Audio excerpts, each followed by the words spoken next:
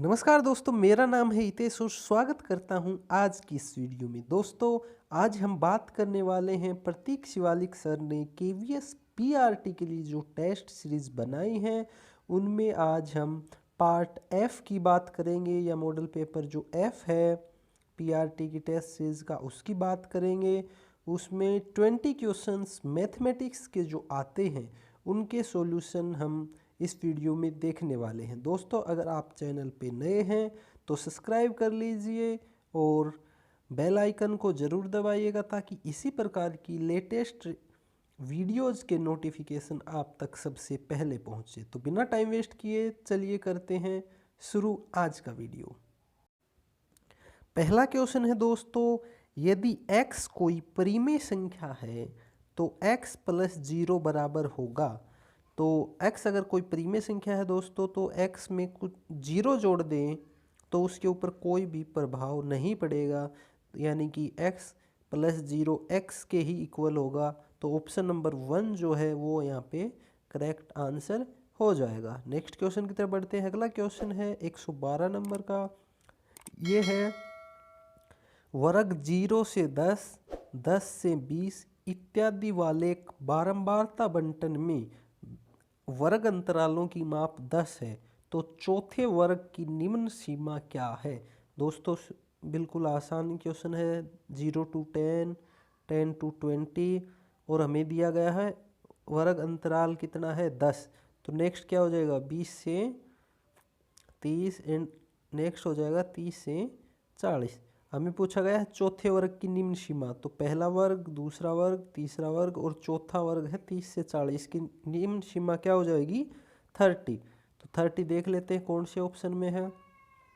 30 हमें दिया गया है ऑप्शन नंबर 4 में, तो ऑप्शन नंबर जो 4 है इसका करेक्ट आंसर हो जाएगा। नेक्स्ट क्वेश्चन की तरफ बढ़ते हैं दोस्तों। अगला क्वेश्चन है अंक 9 पर समाप्त होने वाली संख्या के वर्ग के इकाई का अंक क्या होगा। ठीक है, तो अब ये कह रहा है कि जिस कोई भी संख्या है उसके जो इकाई का अंक है, ठीक है, वो 9 है, तो उसका अगर वर्ग करते हैं तो उसकी जो प्राप्त संख्या है उसका इकाई का अंक क्या होगा। तो दोस्तों, अगर आपने इकाई का अंक ज्ञात करने का रूल पढ़ा है तो आपको पता होगा कि जैसे कोई भी यहाँ संख्या हो मान लीजिए और इसका वर्ग करना है तो हम चेक करते हैं, सिर्फ इकाई के अंक का वर्ग करते हैं। इकाई का अंक 9 है तो इसका वर्ग कितना हो जाएगा 9 निम 81, तो 81 हो जाएगा। तो इसमें सदैव क्या आएगा, इकाई का अंक 1 आएगा। तो हमें जो पूछा गया है इकाई का अंक क्या होगा, तो इकाई का अंक क्या हो जाएगा 1 हो जाएगा। 1 मतलब जो ऑप्शन नंबर 3 है ये हमारा करेक्ट आंसर हो जाएगा। ऑप्शन नंबर 3 1 जो है ये करेक्ट आंसर हो जाएगा। नेक्स्ट क्वेश्चन की तरफ बढ़ते हैं दोस्तों। अगला क्वेश्चन हमारे पास ये दिया गया है 248 प्लस √52 प्लस √144 और इसके ऊपर पूरे के ऊपर रूट है, तो इसका मान ज्ञात करना है। तो सबसे पहले दोस्तों हम जो 144 √144 है, आपको पता है √44 144 मतलब होता है 12, 144 का वर्गमूल होता है 12। ठीक है, तो 12 प्लस 52 करते हैं क्योंकि ये है 52 प्लस √144 है, तो ये हो जाएगा 12, इसके ऊपर रूट है। तो 52 प्लस 12 कितना हो जाएगा 64, 64 के ऊपर रूट है तो ये कितना हो जाएगा 8। आपको पता होगा 8 और 8 64 होते हैं, यानी 8 का स्क्वायर 64 होता है। तो अब हमारे पास कितना आ गया 248 प्लस 8 और इसका रूट, तो 248 और 8 को जब जोड़ेंगे तो कितना बन जाएगा 256। 256 का वर्गमूल हमें करना है, तो 256 का वर्गमूल होता है दोस्तों 16। तो इसकी जो हमें दिया गया है इसकी वैल्यू कितनी आ गई हमारे पास 16। 16 मतलब ऑप्शन नंबर जो 3 है वो हमारे पास करेक्ट आंसर हो जाएगा।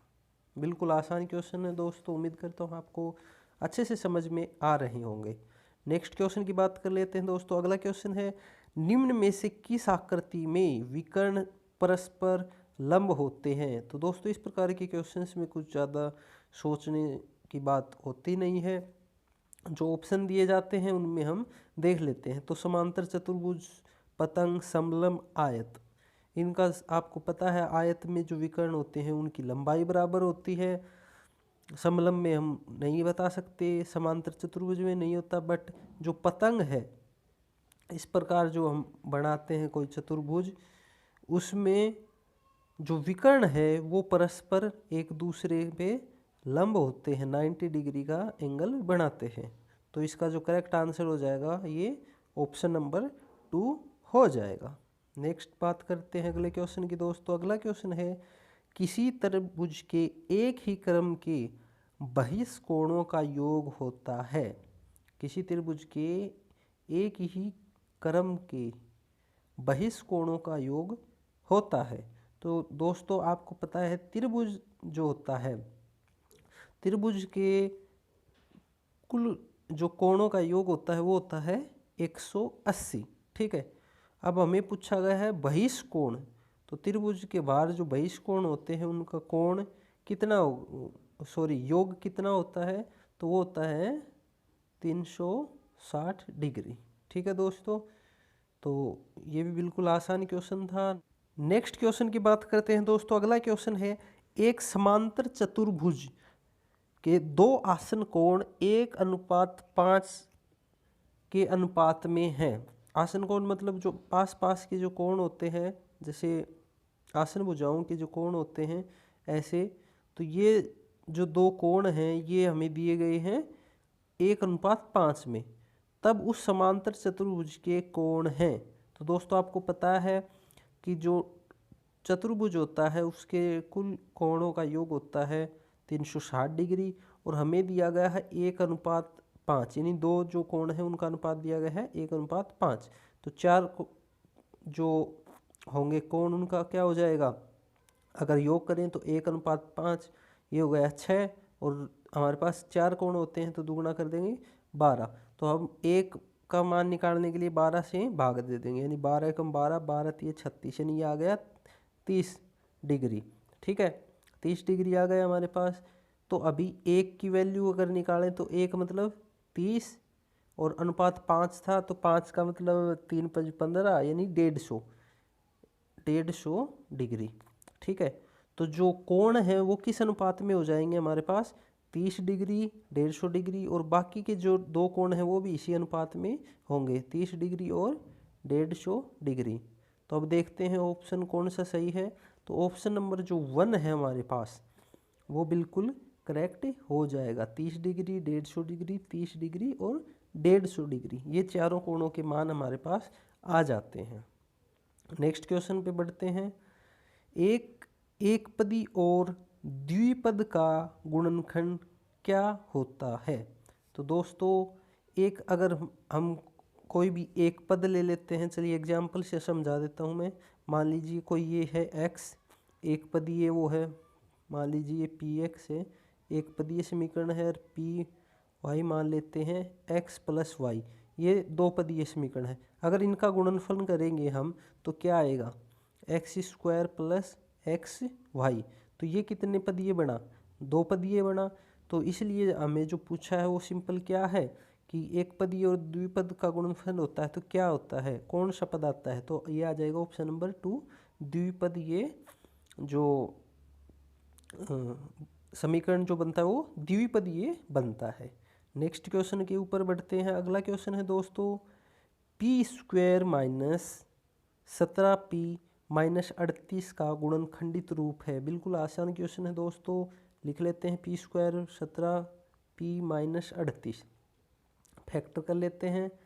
p² हमें 17p को ऐसे तोड़ना है कि 38 आ जाए, गुणनखंड करने पर नहीं सॉरी गुणा करने पे 38 आ जाए और इसको प्लस माइनस करने पे 17 आ जाए। तो हम लिखते हैं 19p + 2p और -38, क्योंकि देखो 19 दूनी 38 होता है और -19 में से +2p जाएगा तो ये हो जाएगा 17p।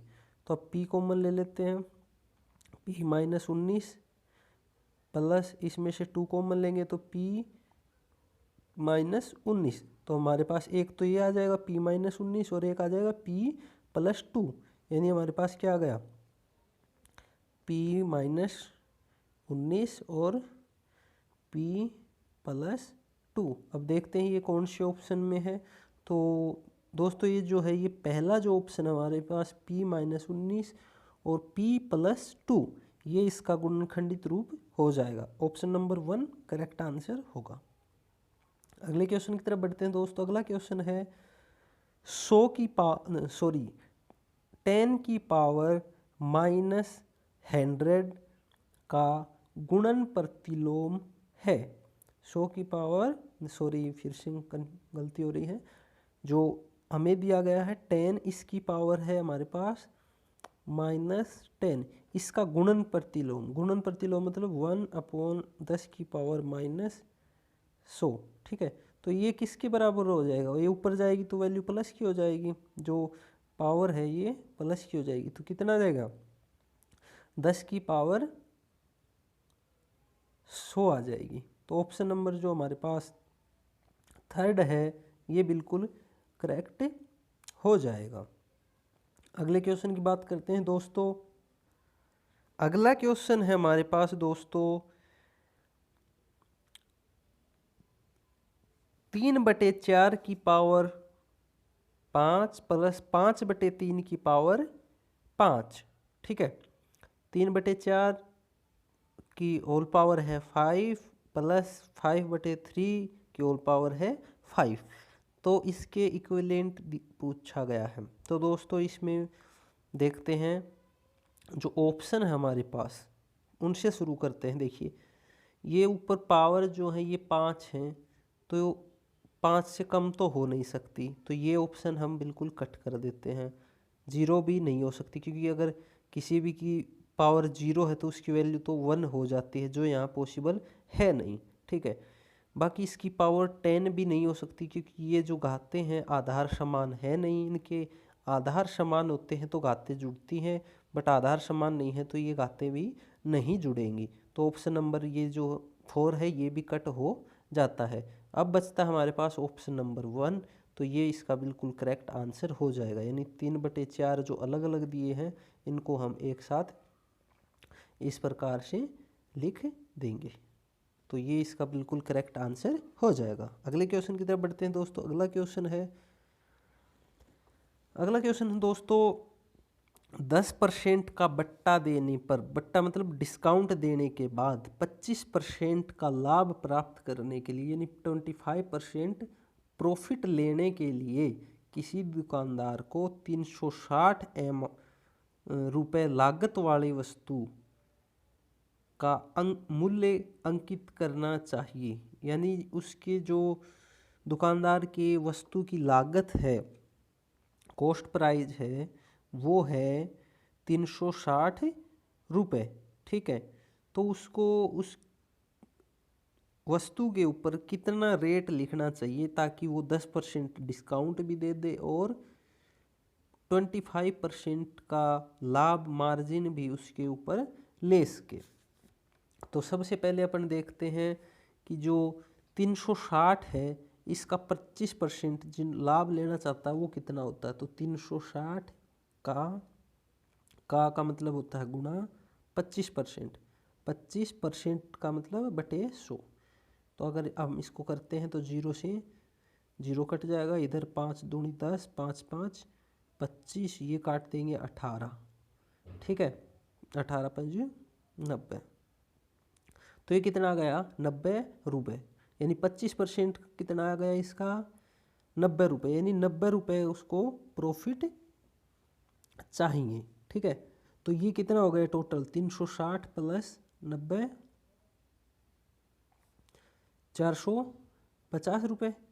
अब मान लेते हैं दोस्तों हमारे पास जो सेलिंग प्राइस है क्या है, वो x मान लेते हैं। ठीक है, ठीक है, और अब अगर 10% डिस्काउंट देते हैं, ठीक है, 10% मतलब x का 10%, तो x का मतलब गुणा 10%, 10% परसेंट हटाएंगे बटे 10, ये काट देते हैं। तो में जो डिस्काउंट हो वो कितना हो गया x/10।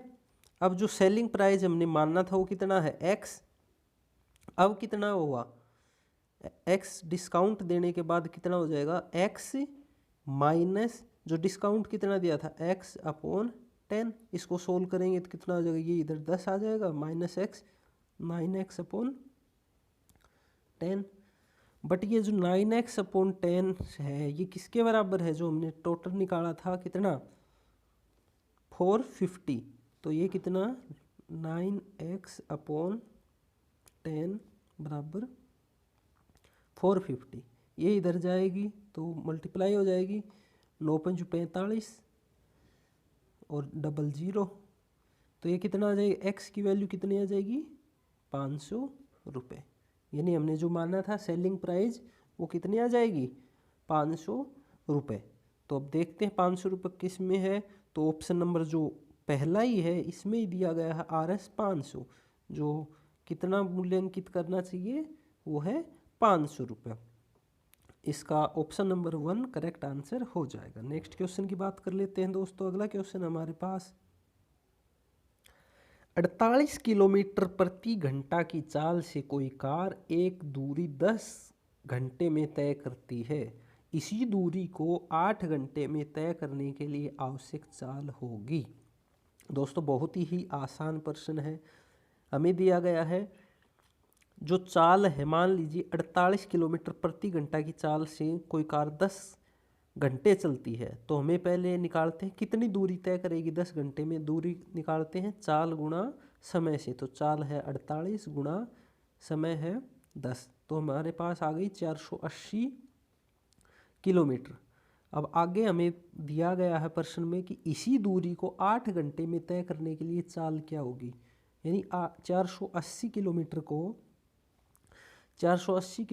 को 8 घंटे में तय करने के लिए चाल क्या होगी। तो चाल निकालने का फॉर्मूला होता है दोस्तों दूरी बटे समय, तो दूरी हमारे पास है 480 और बटे समय कितना है 8, तो 8 छिके 48 और ये एक 0, यानी हमारे पास आ गया 60 किलोमीटर प्रति घंटा। जो चाल चाहिए वो चाहिए 60 किलोमीटर प्रति घंटा की, यानी ऑप्शन नंबर 1 जो है हमारे पास ये बिल्कुल करेक्ट हो जाएगा 60 किलोमीटर प्रति घंटा। नेक्स्ट क्वेश्चन की बात कर लेते हैं दोस्तों। अगला क्वेश्चन हमारे पास किसी बेलन की त्रिज्या तिगुनी कर दी जाए परंतु उसका वक्र पृष्ठीय क्षेत्रफल वही रहता है, तब बेलन की ऊंचाई होनी चाहिए। दोस्तों देखिए जो हमारे पास दिया गया है कि बेलन की, दोस्तों जब हमें पता है कि जो बेलन होता है उसकी वक्र पृष्ठ का क्षेत्रफल होता है 2πr h plus r, 2πr h plus r होता है, ठीक है। तो इसमें सिंपल ज़्यादा कुछ सोचने वाली बात नहीं है। ऊंचाई हमें पूछी गई है जब त्रिज्या को 3 गुणा मल्टीप्लाई कर दिया जाए, यानी गुणा में 3 कर दिया जाए, तो ऊंचाई क्या होगी, ठीक है। जब उसका पृष्ठीय क्षेत्रफल, क्योंकि ये दे रखा कि समान रहेगा, तो समान करने के लिए अगर 3 से मल्टीप्लाई करते हैं तो ऊंचाई क्या, ऊंचाई भाग में चली जाएगी, यानी उसका ये कितना बढ़ जाता है 1/3। तो ऑप्शन नंबर हम इसको 4 को बिल्कुल करेक्ट यहाँ कर देते हैं, ऑप्शन नंबर 4 करेक्ट आंसर होगा। नेक्स्ट क्वेश्चन की बात कर लेते हैं। अगला क्वेश्चन है दोस्तों 4 अंकों की एक संख्या a b 55 से विभाज्य है, तब b का संभव मान है। तो दोस्तों हमें 4 अंकों की कोई संख्या दी गई है और दिया गया है कि 55 से विभाज्य है, तब b का जो b है हमारे पास इसका संभव मान हमें पूछा गया है। तो दोस्तों जब अगर आपने विभाज्यता के नियम पढ़े हैं तो आपने देखा होगी कोई भी जो अंक है या संख्या है वो 5 से विभाज्य कब होगी, जब उसके इकाई का अंक या तो 0 हो या 5 हो। तो इसी प्रकार हम देखते हैं यहाँ भी या तो फिर 0 हो या फिर 5 हो। तो ऑप्शन नंबर जो 3 है इसमें दिया है 0 और 5। तो बी का संभव मान क्या हो सकता है, 0 या 5 हो सकता है। ऑप्शन नंबर 3 यहाँ बिल्कुल करेक्ट आंसर हो जाएगा, ऑप्शन नंबर 3। नेक्स्ट क्वेश्चन की तरफ बढ़ते हैं। अगला क्वेश्चन है दोस्तों, √2 और √3 के बीच एक परिमेय संख्या है। तो इसके बीच परिमेय संख्या याद करने के लिए हम क्या करेंगे, √2 की वैल्यू कितनी होती है दोस्तों, √2 की वैल्यू होती है 1.414। इसी प्रकार √3 की वैल्यू अगर देखें तो होती है 1.71320, ऐसे कुछ होती है इसकी √3 की वैल्यू। तो दोस्तों ये है 1.4, ये है 1.7। तो देखिए ये हम करेंगे नहीं कंसीडर, ये भी हम कंसीडर नहीं करेंगे, परिमेय संख्या बचती हैं 1.5 और 1.8। तो 1.8 जो है वो तो √3 की वैल्यू जो आई थी 1.732 ऐसे, इससे ज़्यादा है। और जो √2 की वैल्यू आई थी वो आई थी 1.414, ये इससे कम है। तो जो इन दोनों के बीच में जो संख्या आ रही वो क्या आएगी, 1.5। तो जो परिमेय संख्या है वो हमारी क्या हो जाएगी, 1.5। ऑप्शन नंबर 3 इसका करेक्ट आंसर हो जाएगा। अगला क्वेश्चन देखते हैं। अगला क्वेश्चन है, जब x बराबर -1 है तो बहुपद 5x - 4x² + 3 का मान क्या होगा। यानी इसमें x की जगह -1 रखना है। तो इसमें रखेंगे तो क्या हो जाएगा, -1 है तो 5 इंटू -1 कितना हो जाएगा, -5। यह माइनस माइनस क्या हो जाएगा, प्लस। तो प्लस, सॉरी इसको थोड़ा कट करते हैं, हाँ, -4 x का स्क्वायर है, यानी -1 का स्क्वायर क्या हो जाएगा, 1। तो -4 इंटू 1 -4 प्लस 3, तो ये कितना हो जाएगा, -9 प्लस 3, यानी कि माइनस का 6 हमारे पास आंसर आ जाएगा। यानी ऑप्शन नंबर जो 1 है वो इसका करेक्ट आंसर हो जाएगा। अगला क्वेश्चन देखते हैं दोस्तों। अगला क्वेश्चन है, यदि किसी त्रिभुज का एक कोण 130 डिग्री है तो अन्य कोणों के समद्विभाजकों के बीच का कोण हो सकता है। दोस्तों डायग्राम बना लेते हैं। एक कोण 130 डिग्री का दिया गया है, यानी इसका सीधा सा मतलब है कि अधिक कोण बनाना पड़ेगा। तो एक अधिक कोण बना लेते हैं। इस प्रकार से मान लीजिए ये हमने एक अधिक कोण बना लिया। मान लीजिए ए, बी और सी, ये हमें दिया गया है कितना, 130 डिग्री। अब जो आगे कहा गया है वो है कि अन्य दो कोणों के समद्विभाजकों का कोण, यानी समद्विभाजक ये जो है सी पी कर देते हैं। सी पी जो है वो कोण ए सी बी को बराबर 2 भागों में बांटता है। इसी प्रकार यहाँ से करते हैं, ये क्यों कर देते हैं।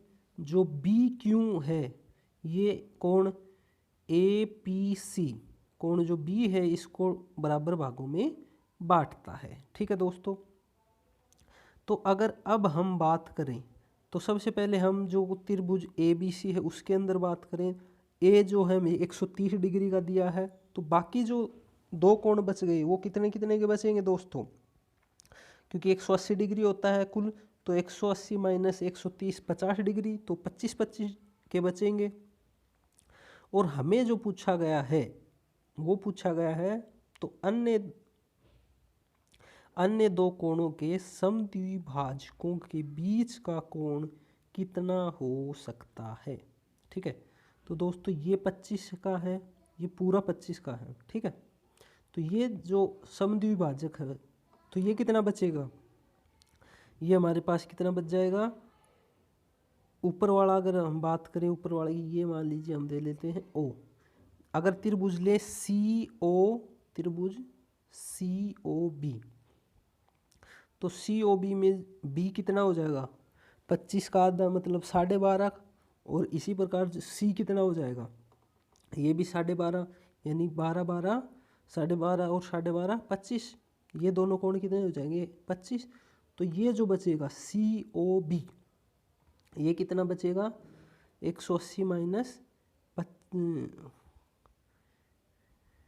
25 कितना आ जाएगा 155 डिग्री। हमें यही पूछा गया है कि जो दो समद्विभाजक हैं उनके बीच का कोण, तो समद्विभाजक है उनके बीच का कोण कितना आ गया 155 डिग्री। तो हमारे पास 155 डिग्री देखते हैं कौन से में से है।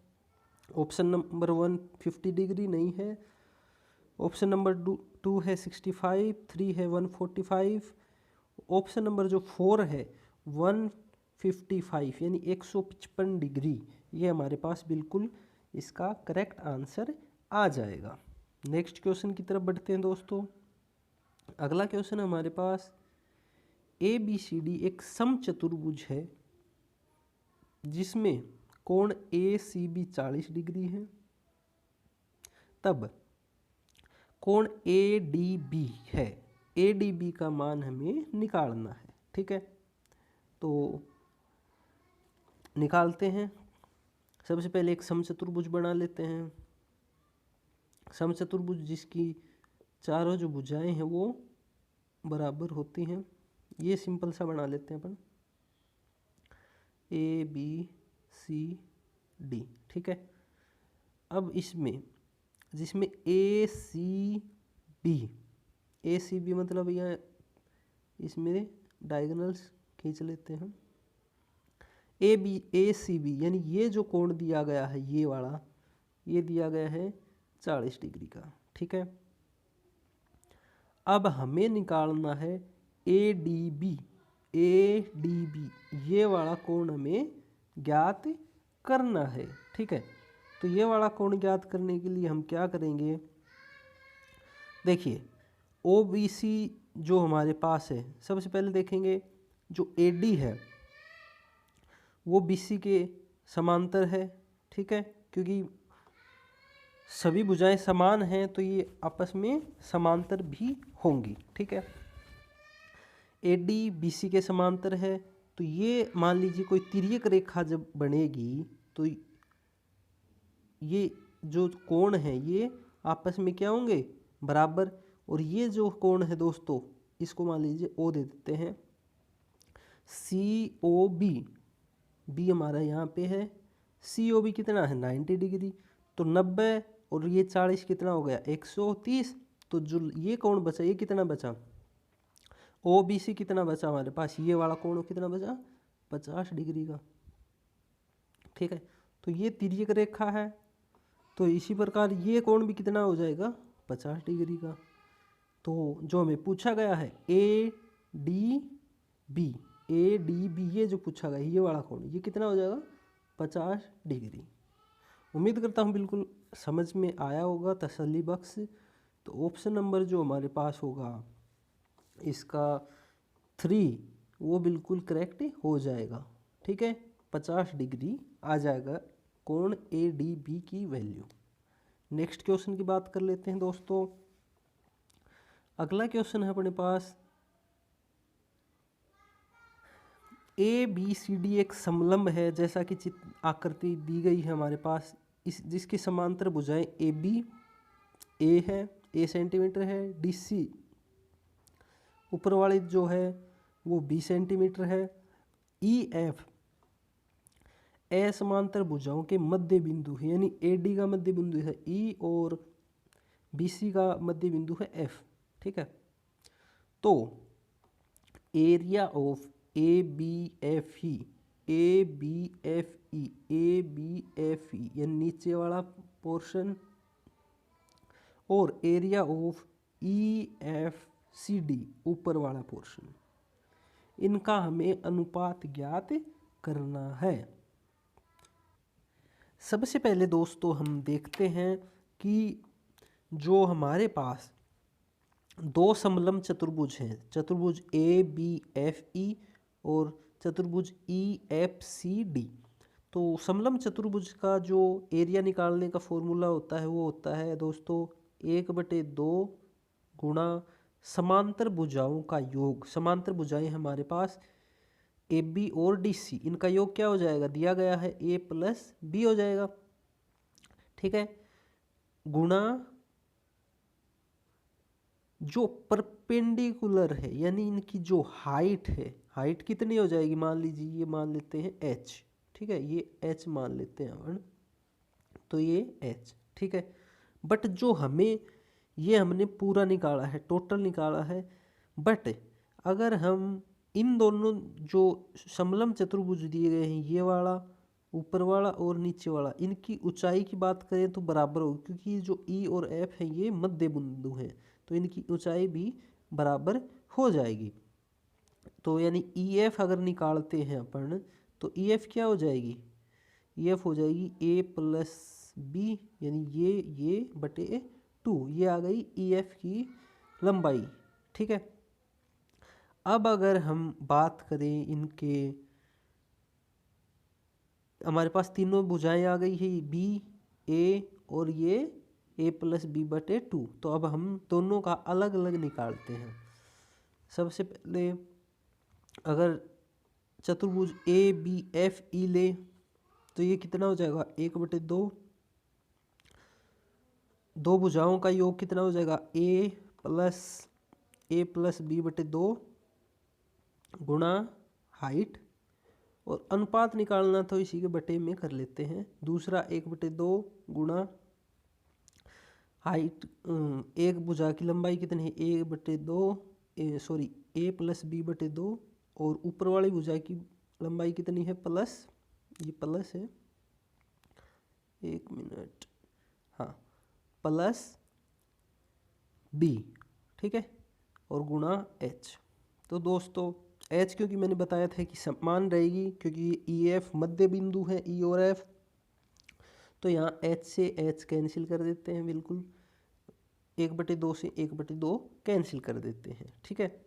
तो हमारे पास बचा ए प्लस बी बटे 2, तो ये 2 को अगर हम एलसीएम लेते हैं तो ये 2a हो जाएगा, 2a प्लस बी यानी 3a प्लस बी बटे 2, और इसी प्रकार इसमें लेंगे तो ये 2 यहाँ आ जाएगा, और ये 2 से 2 कट जाएगा, नीचे क्या बचेगा, b plus 2b 3b plus a, और ऊपर बचेगा 3ab, तो लिख लेते हैं कि क्या बचा, 3a प्लस बी, और नीचे बचा था 3b प्लस a सॉरी।